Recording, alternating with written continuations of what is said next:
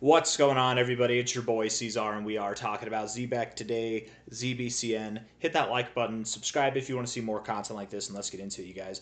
It is the 9th day of September, and here we are sitting at about $0.00414.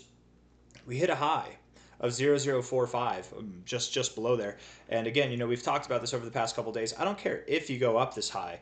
It doesn't matter if you're not closing up there, right? What we need to see to really start to get excited that this is the low is we need to get a daily close above this daily low close here, and we just didn't have that. We got right up against it, but as far as I'm concerned, and this is why closing prices are very important, if you took away all the wicks, let's actually do that. Let's take away all the wicks right now. Ready? We're going to do that right here. We're going to, is this right? How do I, maybe it's this one. My bad. This one here. Right? You take away all the wicks, and what do you get? You've got resistance here at prior support. That's exactly what you have. That's quite literally. You've got resistance here at prior support with prior resistance there, prior support. We're finding resistance in a prior area of support and resistance, right? The candlesticks are more helpful than just a line chart, but sometimes it helps to get back to the basics, right? And again, we did wick higher. This move, and we talked about it, right? We talked about how ZBCN does like to be kind of squirrely and convincing that it's moving to the upside before it goes down. You broke out of this trend here, and then boom, you rolled over. We thought you were ready to go, and then the next day after this day, we thought, okay, hey, maybe we do go lower, and that's okay. We called the low pretty well, but then at the high, whenever we thought we were going higher, it's like, oh, nope, we're probably going to go lower. Now we know better. We know your tricks, ZBCN. We've seen it happen before plenty of times. We're going lower. We probably are going lower, and I think that we have a date with destiny, so to speak. Low to high, not taking the actual high. Again, my reasoning here, and does it matter? Look at the 618's at 0033. If we put it at the high, it's at 00333. Whatever. Okay, so it's a little bit different, right? It's like a, I wouldn't even, I don't know how much of like a percent different. It's barely a difference at all. But that's the way I draw the fibs. It's from the low to the high of the move, not the fake out high. Fake outs I don't incorporate. Now, whenever I take this high to low here, this is the high to low. Now it's not a fake out high. It is the high to the low of the move. Does that make sense? But we don't have the low yet. Anyways, high to low, it would make a lot of sense that we go down to our golden ratio area, which is at 0033, 00309. Sorry I had to do that little intermission there with the explanation, but I know a lot of you who watch this channel, you watch it for my input, you watch it for my experience, and you also watch it because you might be learning TA yourself, so you want to learn how to do it yourself, right? And so I try to throw in those little snippets of how I do it, and there is a difference. It's technical analysis. You have to be technical. If you think whatever, it's he's just cherry picking, he's being anal about this, maybe, but that might be what gives you the edge, right? That might be what that is the difference between being pretty accurate versus very accurate versus not accurate at all, right? It's just depends. And you might do it right and still get it wrong. That's the beauty of technical analysis. It's not a crystal ball. It's not something that you rub and you're seeing the future. That's not what it is. It's statistical probabilities, which might be the closest thing we have other than an actual crystal ball. But if anybody has a crystal ball out there, please let me know. And don't make jokes about the crystal forehead, okay? I rub this thing all the time and nothing happens. Except I get my fingers are all oily. Anyways, what am I doing? Let's talk about the TA, okay? Let's move on here, okay? Looking at this here, as far as the fibs go, I like that you closed above the 382, but this day is definitely looking bearish at the moment. Bitcoin came up a little bit. We went all the way to 113K, about 113.3K, and now we're down here $1,000 lower. Anything can happen. I could be wrong. I very well could be wrong, and we've said this before. I'm going to say it again. This could be the low for ZBCN. I'm just not convinced yet. I'm not convinced.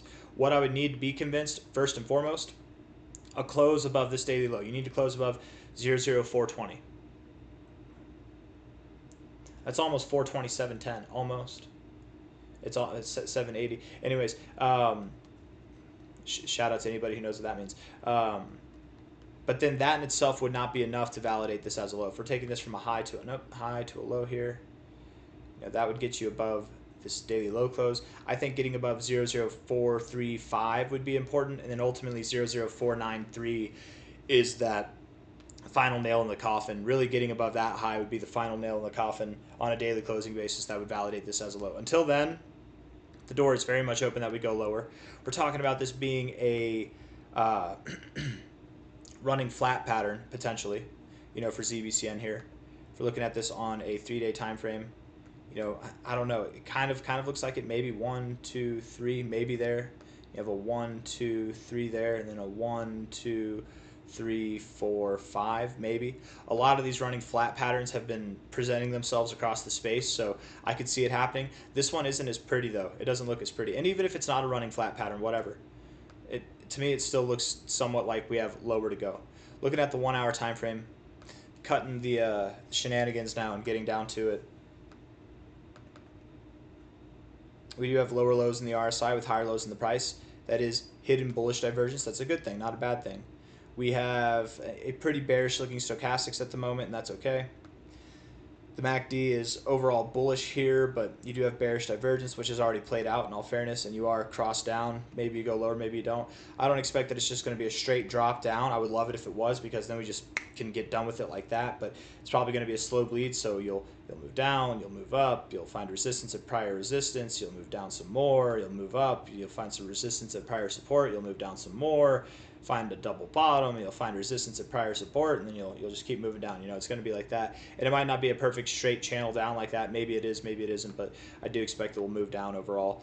Looking at the 4 hour time frame here, the RSI does have bearish divergence. We've really just begun this move down.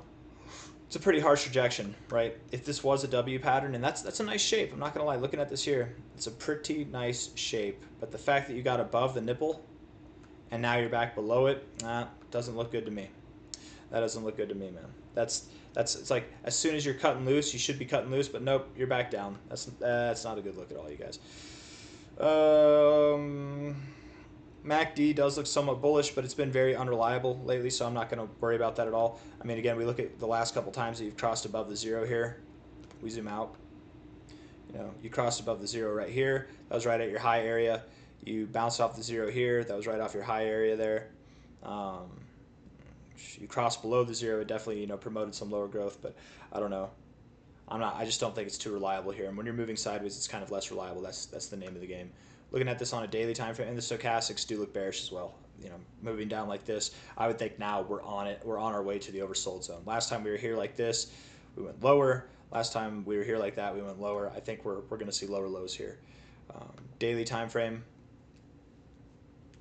RSI, lower highs here. We did break out of this trend a little bit, but we're still rejecting this 50 area, and we still do have lower highs overall. I think we're going to go lower. Stochastics, depending on what you do, could look good, but if we cross down here and we start to find resistance here, that definitely would be bearish. We're finding resistance at prior support areas, and anytime you find resistance without getting overbought, that's a bearish thing. The MACD is flipping green a little bit here, which is nice. You've got a little bit of a green cross, but I'm not too ecstatic about that. I don't think that it means anything. You could very well be moving down, and by the end of the day, this green pip might go away entirely. We might actually close it red, so we'll see how it goes. 9 hours, 35 minutes left in the day. All in all, I'm still very, very, very bullish on ZBCN. I think that we have a lot higher prices to go, right? I remember back here, whenever we were at these highs, even below these highs where I was bearish, and I was like, we're probably going to move down here pretty soon. Everybody hated me. And nobody listened whenever I would say, we're going down, but we will come back up. There will be all-time highs. And I was saying the same things then as I'm saying now. We're probably going to go to like 2 cents, 5 cents, whatever. We didn't know how high we'd go because we didn't have the fib targets there. But, you know, based off of this, I probably would have said 1.3 cents at least, if not 4.4 cents, probably something in that area, which isn't too far from the area that we have now. People hated me. They would just hear the fact that I was calling it to go down. They didn't hear the other half that I said it will see new all-time highs. It's just first we go down. Now I feel like a lot of you guys, you understand that just because I'm bearish momentarily does not mean I'm bearish overall, right? This thing has a lot of growth to go. All right? If you just hold through the pain, you buy into it. If you're accumulating more, you sow those seeds of success, you're gonna get that. I don't know what to call it. What would be a good fruit of your labor? You're gonna get that apple. You're going to get that sweet pear, that nectarine, whatever it is, man. If you sow your seeds now, you're going to get the bullish fruit of glory and riches all the way up, probably above 2.5 cents. I would think 3 cents to 4.5 cents is that target area by the end of October. That's my expectations. I don't have anything else that I want to say. I'm going to end it there. So hit the like button, subscribe.